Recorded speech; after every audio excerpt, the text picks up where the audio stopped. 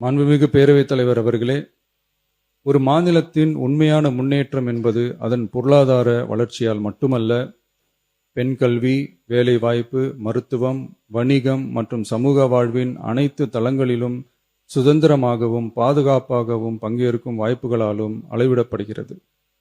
மகளிரின் பயண சுதந்திரம் அவர்களின் பொருளாதார சுதந்திரத்திற்கும் குடும்பங்களின் முன்னேற்றத்திற்கும் அடித்தளமாக இருக்கிறது.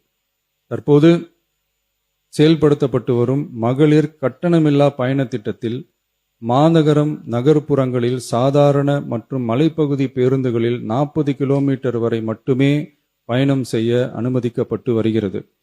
எக்ஸ்பிரஸ், எல்எஸ்எஸ், டீலக்ஸ் பேருந்துகள் மற்றும் புறநகர் பேருந்துகளில் கட்டணமில்லா பயணம் அனுமதிக்கப்படுவதில்லை.